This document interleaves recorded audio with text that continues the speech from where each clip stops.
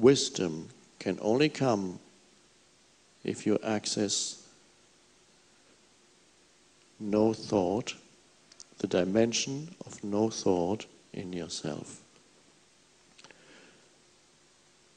The only thing a wise person has that you don't have, or that's the wrong way of putting it, the wise woman, the wise man, has nothing that you don't have. He or she is simply aware of the dimension of stillness, the dimension of no thought. That's out of which all wisdom comes, which is also in you. So bringing that into everyday life through being aware of the inner energy field of the body, being alert to sense perceptions, another way of entering the state of alert, thoughtless presence. Look around the room a few times a day where you're sitting, as if you had just been born into that room. Oh. It requires a high degree of alertness, yes, but that is in you.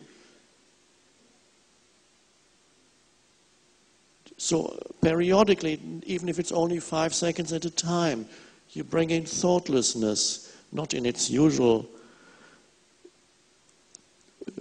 Thoughtlessness usually is a negative term, but here, thoughtlessness implies more consciousness, more intense awakeness, to awaken. And it's not. And then you realize the compulsion to think is just a habit, deep-seated habit. And you don't listen to the mind when the mind says, I have no time to be present now, not even 10 seconds.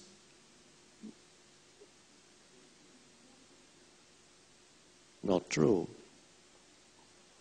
You're waiting at the elevator, the lift, press the button. Are you projecting yourself mentally to where you want to get, or are you really there? Are you immersed in thought, or are you using that opportunity to simply be present with your entire being, standing there, not waiting for anything?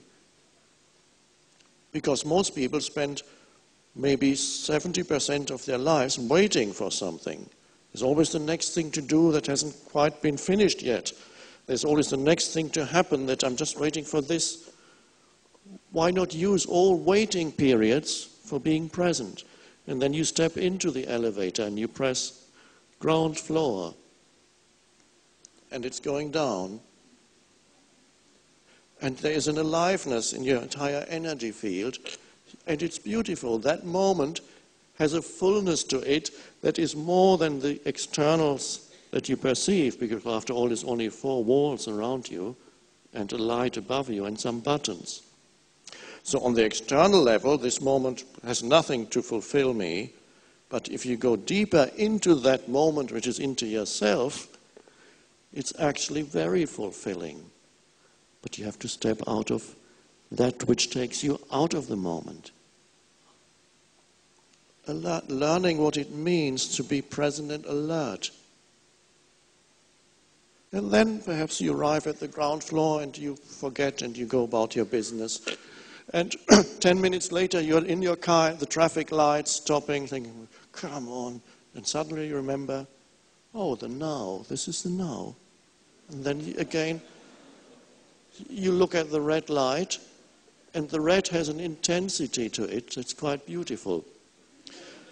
That before, to notice that, you would have had to take acid. Because taking acid I'm not recommending this but for some people it can give them a first glimpse of what it means not to be burdened by continuous mental commentaries. But it doesn't really raise your consciousness. It simply amplifies sense perceptions. And the red of the traffic light, don't do it, the red of the traffic light becomes so intense, you can't think about it anymore. It just is overwhelming. Wow.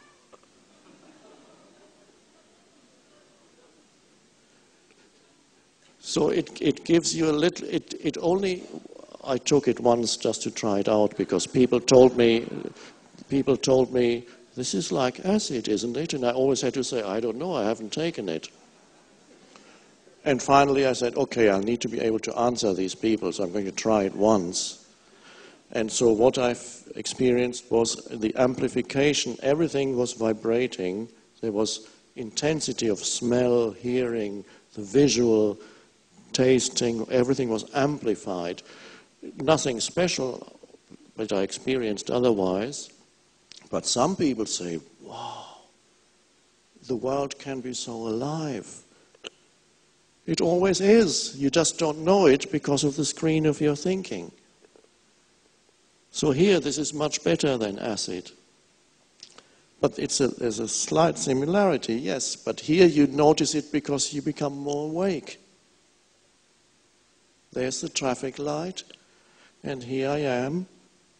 And you feel the energy field in your body as you sit there, and you become aware of the movement of people, and you just look.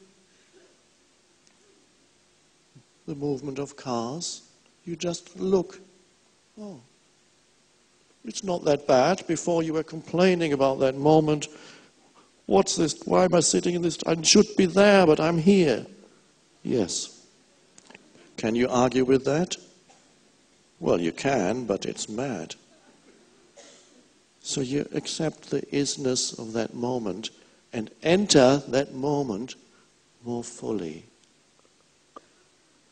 So nobody can tell me that they cannot bring that into their everyday life.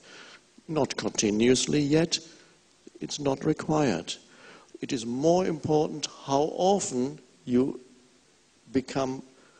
awaken out of thinking than it is how long you remain in the state of not thinking. That looks after itself. Yes, after a while, that will be longer. More important, how often you step out of thinking, becoming alert. There's an intelligence there that wasn't there before, and it doesn't need to call the world. You know what you're looking at without concepts. You look deeply. You also sense a certain aliveness in whatever you look at, which is no different from the aliveness that is in you. Everything has beingness to it. Everything has presence to it. Even so-called inanimate objects have a beautiful presence when you are not thinking about them, just looking.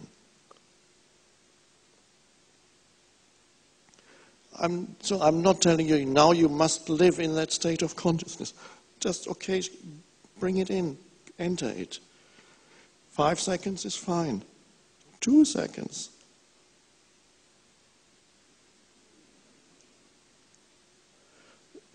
See the change in relationships as you are able to face another human being without the compulsive judgments and labels of the mind.